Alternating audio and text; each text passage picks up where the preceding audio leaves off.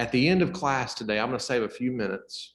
Anyone online? How are y'all? I know that online, it's a struggle. Let me get a good visual. I know online it's a struggle it's just different. And I think we're doing the best we can to make it as hybrid of possible. But how about y'all? I mean, was it completely lost, or do we, what can I do to make this a little easier, better communicated?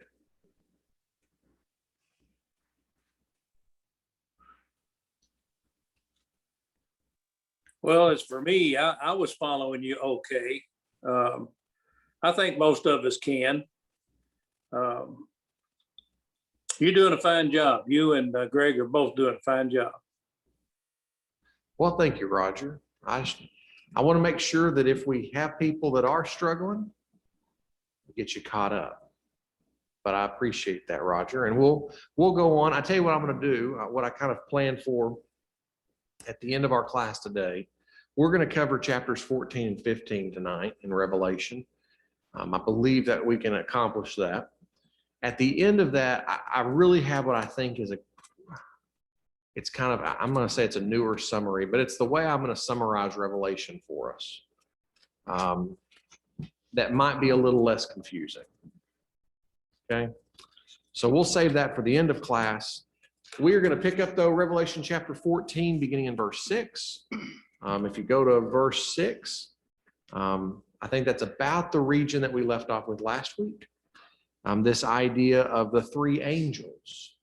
And so I hope you've done a little bit of reading to get ahead, or to be at least somewhat familiar with where we're at.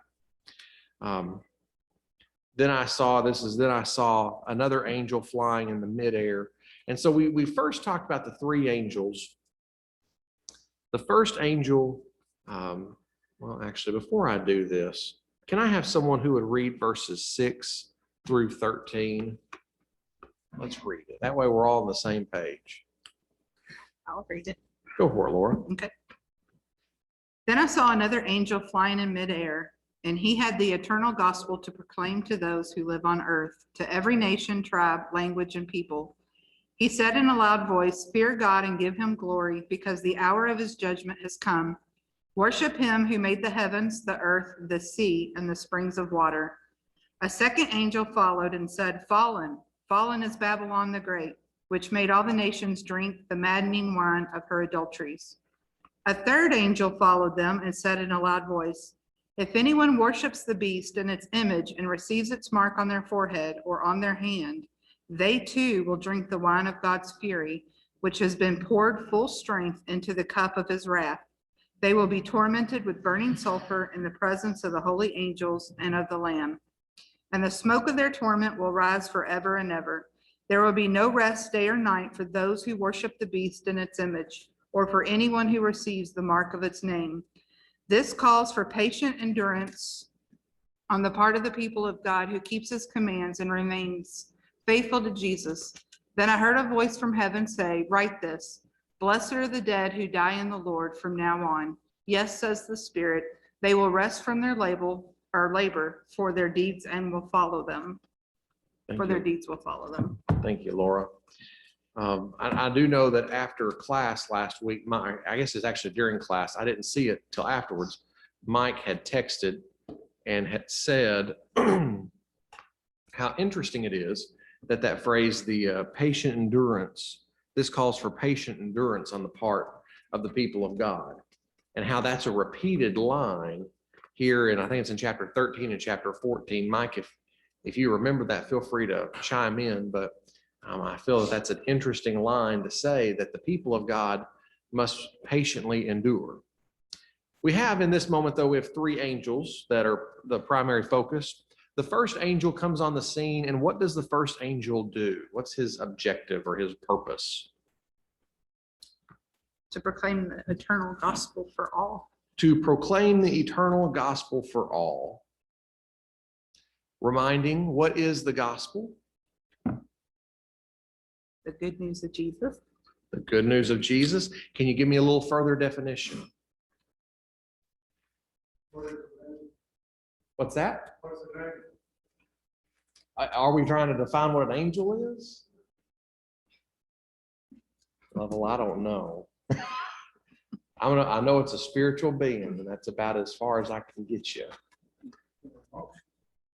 Most things with the old parents, most like talk about something, we know something about it. You know, we know what black horse is, white horse, black sheep is, white sheep, we know. You know, many things that we know. But I understand, but I understand they would begin.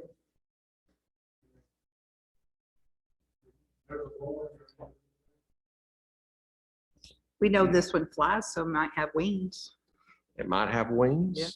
I know in the Old Testament, if a man saw an angel, they typically fell down on the ground in front of them because they were pretty awesome looking dudes.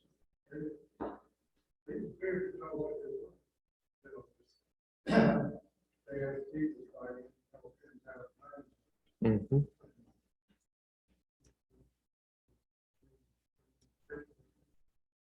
So we know that in some way it's a spiritual being that serves in the presence of God for the will of God.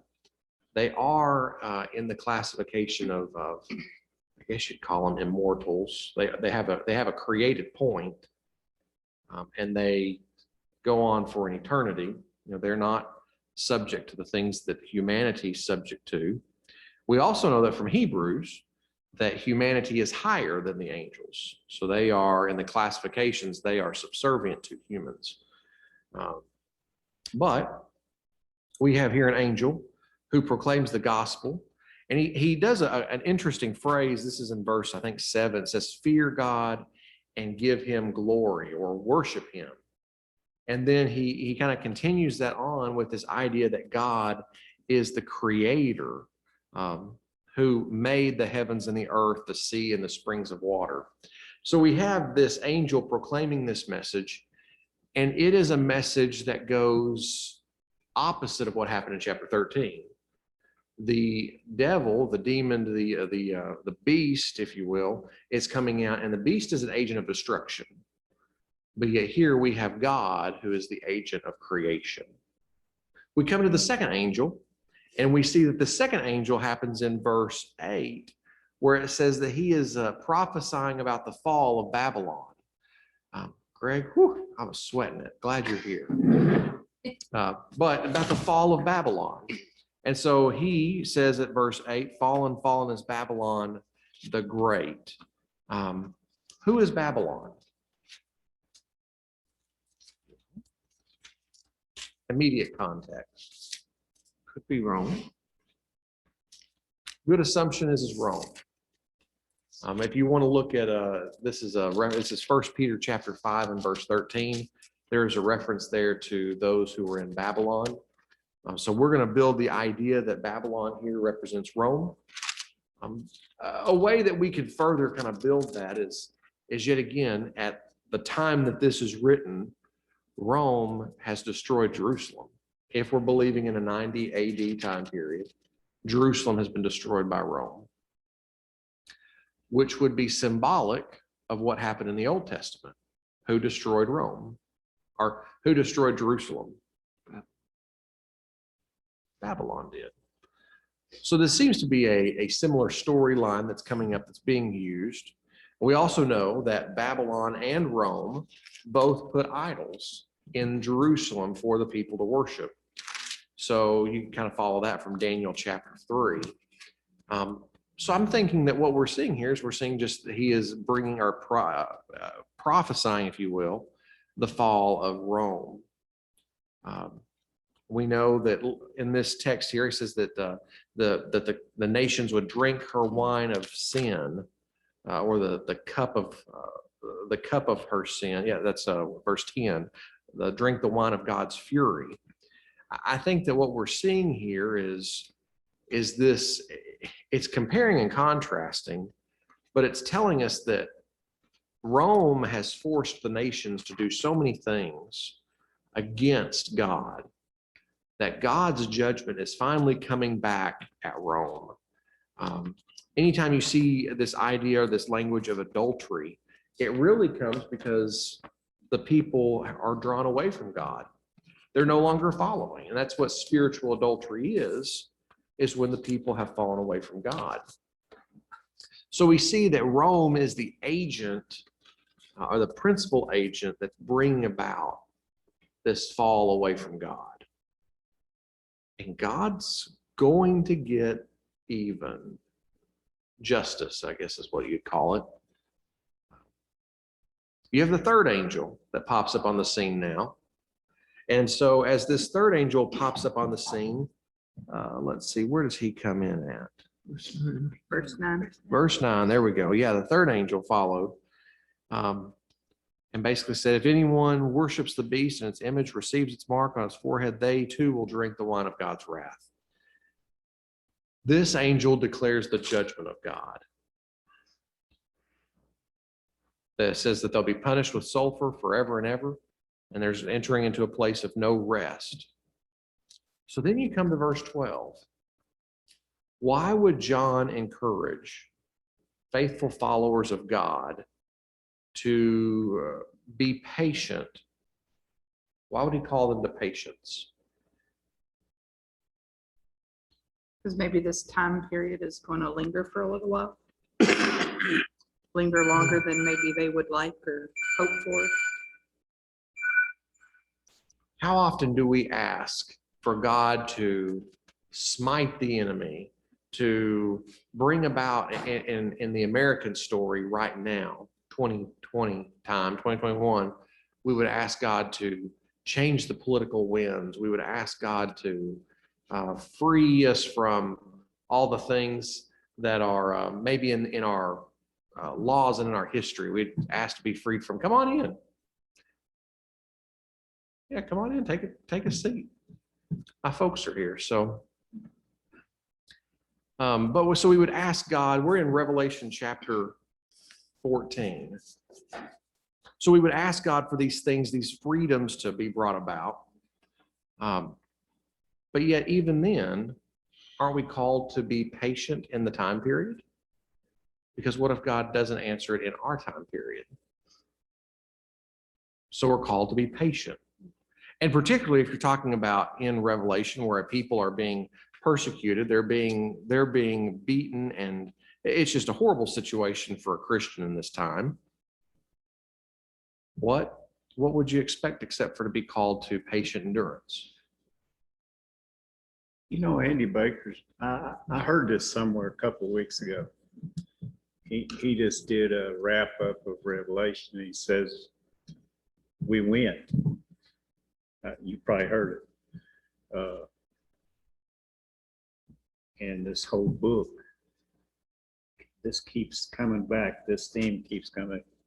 God's going to win. We're going to win. And considering what they were dealing with in this time period, which is written, boy, they needed that. They needed that reinforcement because where they were at, it didn't look like that. Especially if you're in Jerusalem and were an inhabitant of Jerusalem. There was not a stone left on top of a stone. Didn't look like a winning situation. We have no, in our life, we have no understanding of what Jerusalem was like. I think it would be possible for men who have served in, let's say, World War II, let's say maybe Korea or in some of those places, for the destruction. And I'm primarily thinking World War II because I've seen more probably videos on that, to see a level of destruction similar to what Jerusalem experienced.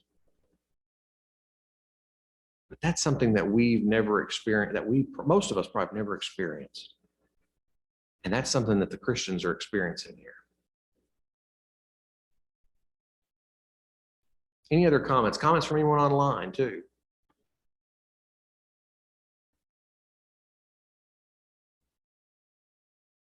We come to a part now, this is chapter 14, verse 14, which is is to me a very graphic picture. The great winepress of God's wrath. We're told here that this is, by the way, if you're going to write a reference, you could probably write down Joel chapter 3, verse 13. This little section is kind of a reference from that part of our Old Testament. And so we have this individual, verse 14, who's called like the Son of Man, who is seated on a cloud, which is probably where we get this imagery of us floating on clouds in the afterlife. And so we have this image of a Son of Man floating on the clouds. He is like the Son of Man, which we also know that from chapter 1, verse 13, who does that probably reference? Jesus. Probably references Jesus. He has a crown of gold, and then it says he has a sharp sickle in his hand. What's a sickle? So like for the harvesting of wheat or of the harvest, it would be a tool that would be used to cut down. So that kind of, it's the best I could describe it as. If someone else wants to describe a sickle a little bit better. Think of the old Soviet Union flag. And yeah, the hook thing, something you reap with. I don't know if you saw Scrooge and all its different adaptations. The deaf guy Mhm. has a sickle. And usually that's what when we see that character, he always has that sickle. The Grim Reaper. Yeah. Is that who you're kind of thinking of? So we have this moment where the angel comes out and basically says it's time to harvest the earth. And the Son of Man takes the sickle, or at least that's the way I'm reading it, and harvests the earth. And then a second angel comes out who had a sharp sickle as well. And he's described as the one who has charge of the fire. He harvests the earth a second time. And it says on the second harvest that the blood flowed from the winepress. And I don't know if you've ever thought about this, but you go and you start saying, well, this is verse 19, 20. This is verse 20. They trampled in the winepress outside of the city. The blood flowed out of the press, rising as high as a horse's bridle for a distance of 1,600 stadia. Now, does anyone have a distance on 1,600 stadia? Your Bible probably calls it 180 miles. Mhm. How far is 180 miles? Almost to Nashville. So you got, and yet again, I know this is imagery, but you have blood going from here to Nashville to the bridle of a horse. So let's just say the bridle of the horse is close to my shoulders or so. 4 feet tall. 4 feet or 5. so. That's a lot of blood. Imagine the smell. Imagine the smell. There's a couple of ways you can look at this. The way that I'm probably most inclined to, and Greg, I'd love to hear your comments on it. I tend to see that this is probably the example of two harvests. Not that I'm going to buy into a harvest and a delay, and then a second harvest, like what's that called? Where people are the rapture, all that idea. Not that I think that this is a very quick. I think you have the example here. Jesus takes his own, and then you have the judgment, and I think that's very quick. Yet again, Joel chapter 3, verse 13 would say that this judgment comes from the wicked. And I think that what we see, at least in Jesus' account, is that Jesus is claiming his own. He's claiming his own people. That's Luke chapter 10, verse 2, Mark 13, 26. And we know that Jesus is, the phrasing that we use is that Jesus is going to come back in the clouds. Yet again, I think that's a reference here. But I think the second harvest is for the harvest of the wicked. Those who, according to chapter 14, have the mark of the beast. I think that it's, I kind of build this as well because you notice we talk about the wine press, its specific location is outside of the city. Executions took place outside of the city. Jesus, when he was crucified, where was he crucified? outside the city. So how does the great winepress of God's wrath provide a comfort to those who are patient?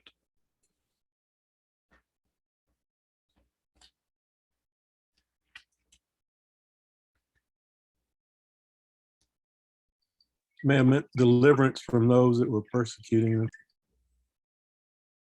If you knew someone stole from you and they kicked you when you were down every chance they got, but you knew that God was gonna make it right. I don't know about you. I wouldn't want to experience the great wine press here. But to know if God's gonna make it right, does it in some way make it easier to bear? To know if God's gonna make it right. I don't know if it would or not, because what if you go in the first harvest, but your friends and your family, your loved ones, maybe your parents or your brothers and sisters go in the second?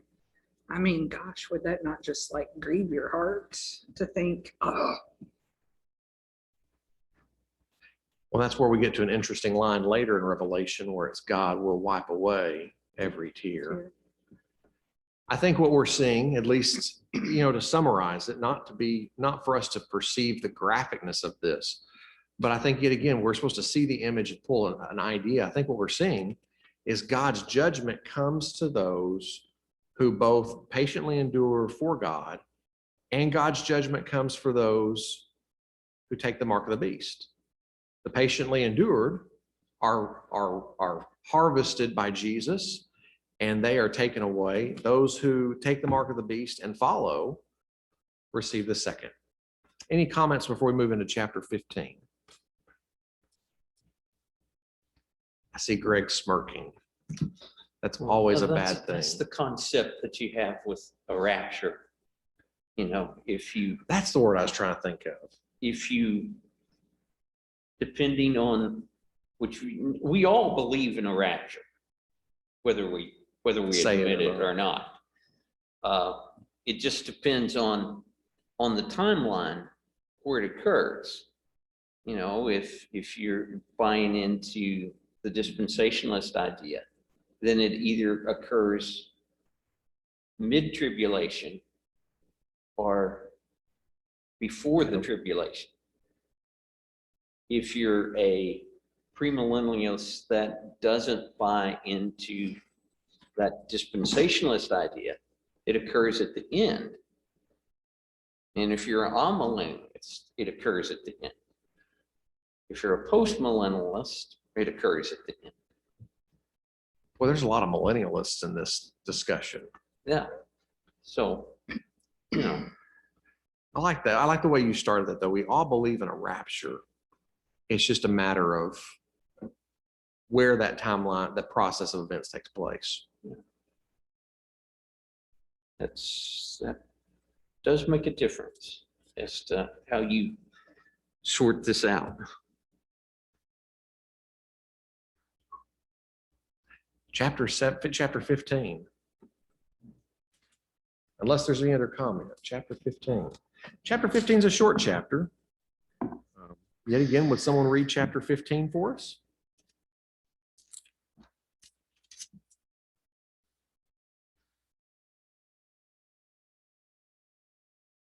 I'll read it if Go nobody wants for it, to. Laura. I saw in heaven another great and marvelous sign, 7 angels with the 7 last plagues. Last, because with them God's wrath is completed. And I saw what looked like a sea of glass glowing with fire, and standing beside the sea, those who had been victorious over the beast and its image and over the number of its name. They held harps given them by God and sang the song of God's servant Moses and of the Lamb.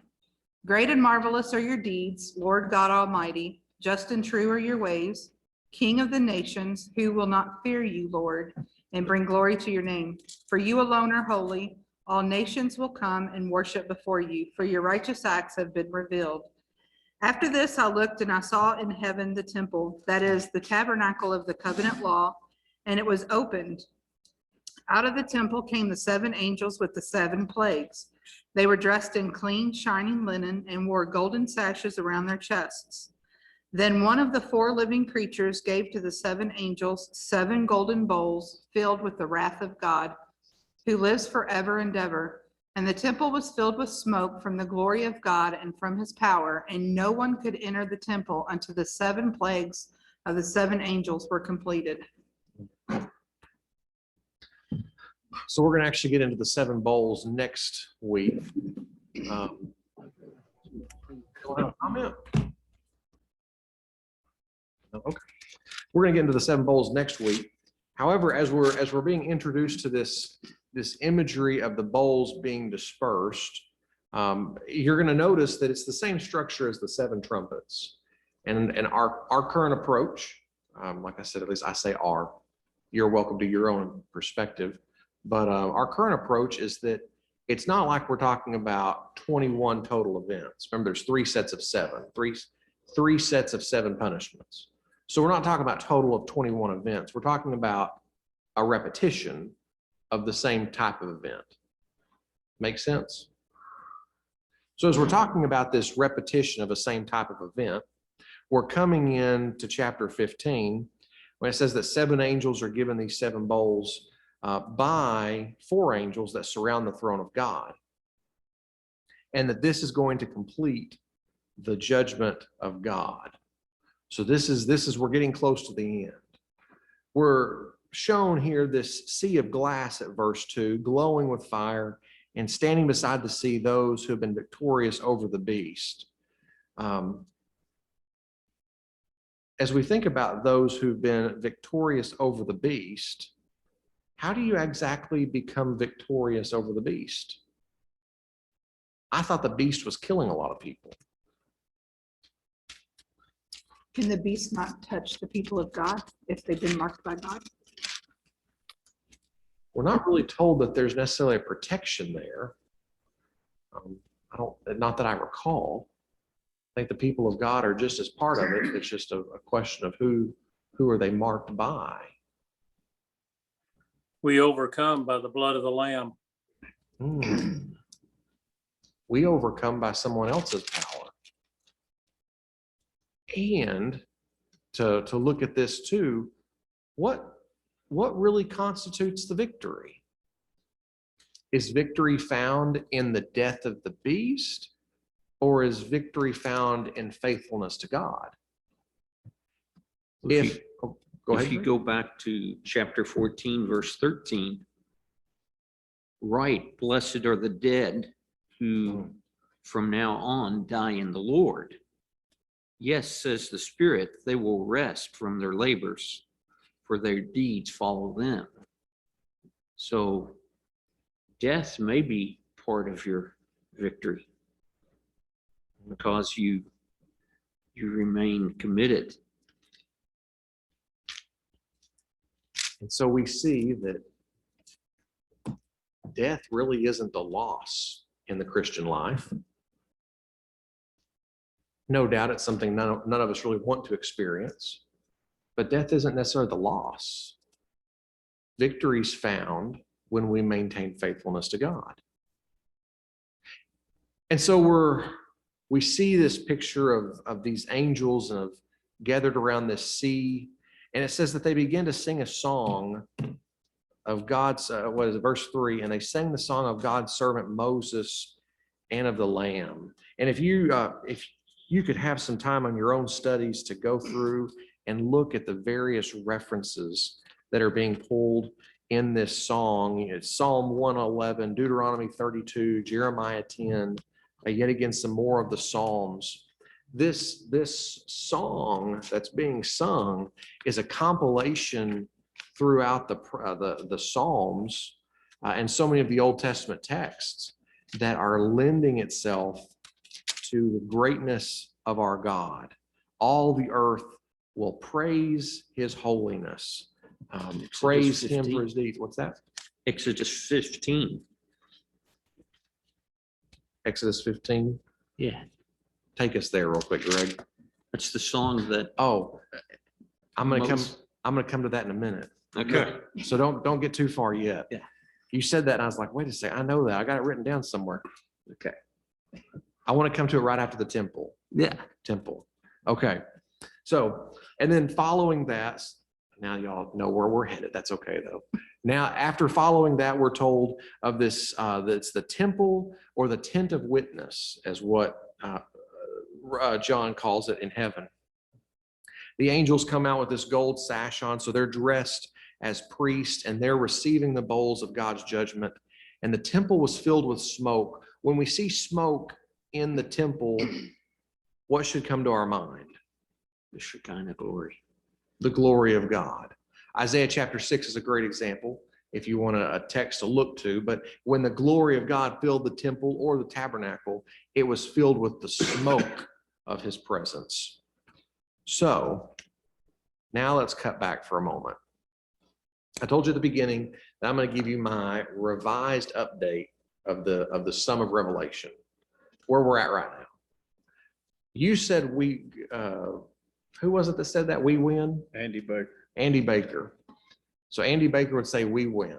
I'm going to add a little to that. We win if we stay faithful. But I know he's saying the same thing.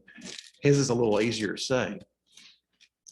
What I want us to see, at least in chapter 15, is I want us to see the Exodus for a moment. And that's where Exodus chapter 15, verse 8. So if you want to turn back there, we're sure welcome to. Greg, take us there right now. Okay. I'll get there eventually. You say verse 8? I'm saying 1 through, well, it's actually 1 through 18. Okay. But if you don't mind. Yeah. Then Moses and the Israelites sing this song to the Lord.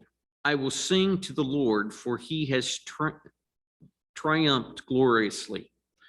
Horse and rider he has thrown into the sea. The Lord is my strength and my might, and he has become my salvation. This is my God, and I will praise him, my father's God, and I will exalt him. The Lord is a warrior. The Lord is his name. Pharaoh's chariots and his army he cast into the sea. His picked officers were sunk in the Red Sea. The floods covered them. They went down into the depths like a stone.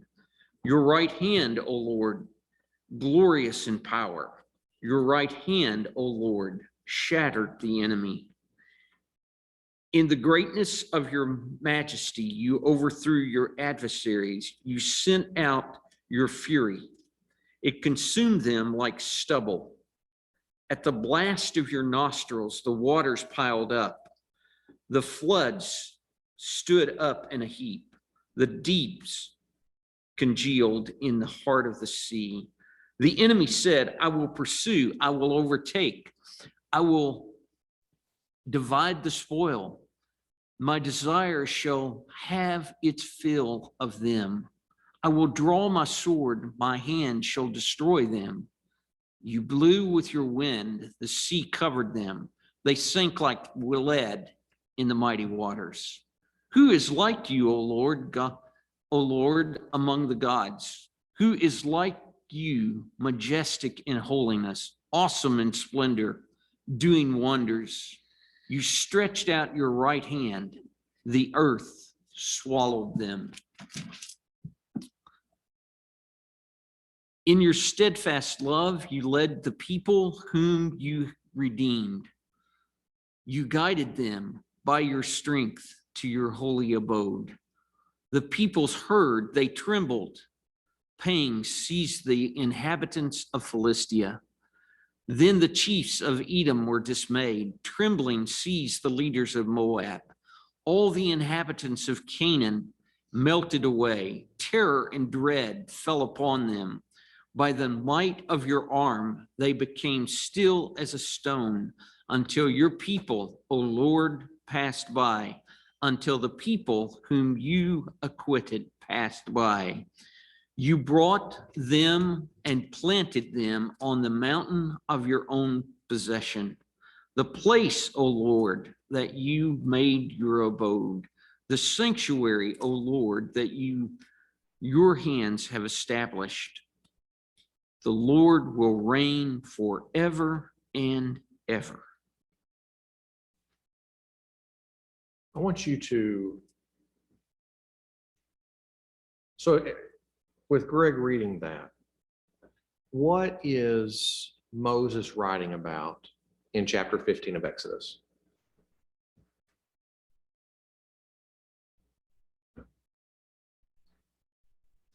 History of the people, God's work in the people. You said God's work of the people, the freedom?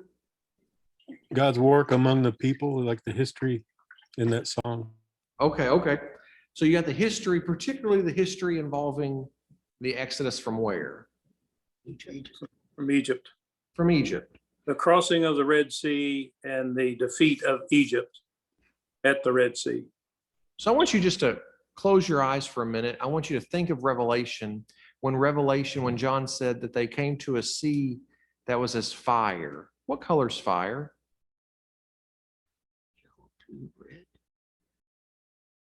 You got all technical on the yellow and the blue part. Red. I want you to think about, as he says, he comes to the sea that is like fire. So is it possible that John is, in a sense, retelling the Exodus story? That they're coming to this Red Sea. But yet again, in the Red Sea, what is the song here telling us? That God used a series of plagues to move his people out of Egyptian bondage, which what would be the 7 bowls, or the 7 trumpets, or the 7 scrolls? What would be the 7 seals? Is it possible that the story that happens in Exodus of God using, I'm just going to say for our Revelation account, 7 bowls, he used 10 bowls to get the people to a Red Sea, a sea that looked like fire, at which point he parted and allowed the people to walk through. And granted, they wandered in the wilderness for a while, but their wilderness wandering had a tent where they kept the law, where they kept the ark that would travel with them. It's where God would stay, where the ultimate goal was moving the people out of bondage into a promised land. If that's the message of Exodus, and that's also the message of the Babylonian captivity, that's also the message that happens in Jesus Christ, and that's the message that happens in Revelation. John, and what I'm going to say in chapter 15, is he is trying to show us that the Revelation story is not some far-fetched, difficult to understand account of what's going to happen in the future. What he's telling us is the story of what God's always done, and that story is going to repeat itself at some point for a future account, yes, but that it's going to repeat itself now, even as God works within his people. God rescues his people from slavery. He judges the enemy. He consecrates his people, and he brings them to a promised land. And we have that image yet again, because when it came to the Passover, they sacrificed a lamb. That's what allowed the angel of death not to kill them. Who is our Passover lamb? And better yet, who is the lamb in Revelation? I gave me a thumbs up. I like that, Mike. So when I look at this, and you go to Exodus, even just jump over a few pages to Exodus chapter 19 for a moment. This is Exodus 19, verse 5. Now, if you will obey me fully and keep my commandment, then out of all the nations you will be my treasured possession. Although the whole earth is mine, you will be for me a kingdom of priests. Where do we just see priests at in Revelation? The gold sash. And you will be a holy nation. These are the words that you were to speak to the Israelites. They, at Exodus, were looking forward to a new heaven and a new earth. They just didn't call it that. It's the same thing we look forward to today. So in a sense, we ourselves are traveling in the wilderness, and we're just waiting until God allows us into the promised land. Isn't that cool? That's cool. And when you look at Revelation, that's why I said at the beginning, I said, I felt like a lot of people were looking with glazed eyes last week. we get glazed eyes because we read Revelation and we're wanting to, and we're trying to make sense of what we're reading. But if we would stop trying to make sense of what we're reading, and if we would say, what's the message that John wants to share? It is the message that we win. But in times like this, in that picture of chapter 15, the picture is God's moving his people out of bondage into freedom, and he's going to take care of all that. You know, God has been so patient. Like you said, it's been a repeat. Persia, Babylon, Rome, Greeks, Russia, Hitler, United States. God keeps saying, heed my word. And he is so patient. Solomon gets it at the last. And in all humanity, we'll get it the same way Solomon did. All his vanity. Heed God's word. That's it. And that's what I love about, that was at chapter 19, verse 5. Heed God's word. If you obey, I'm going to make you my people. I'm going to bless you. The whole earth's already mine. I'll give it to you. Be my people. That's why he said, and that's why that one verse, be patient, be patient. God will prevail. And they understood that because they were looking at Jerusalem gone. And they could see what's here on this earth in front of them at that time. There wasn't anything else to look to but God. And that was another reminder. You see it all throughout the Old Testament. If you really are reading through, you see the sense of they were with God, walked with God, then they had the great falling away. Then God had to come in and say, get their attention, bring them back, and then they followed for a while, and then they fell away, and then just kept on and kept on. So, and you can see that repeated through all the Old Testament stories and characters and people. Yeah. So I hope that in some way tonight's lesson was good. Any final comment before we wrap up tonight? Got a little over, but if not, we will pick up at chapter 16 next week for our class. And we'll hopefully have a good time next week as well, looking at Revelation. We'll continue on. So I go and encourage you to read chapter 16 for next week. For those of you joining online, thank you very much for staying with us, hanging in. If you're going to stay around for the ladies class, feel free to hang on. If you are not, feel free just to go ahead and jump off, but we'll have a few minutes around here to hang out, and then that class will begin. Thanks, Josh. Good job. Thanks, Mike.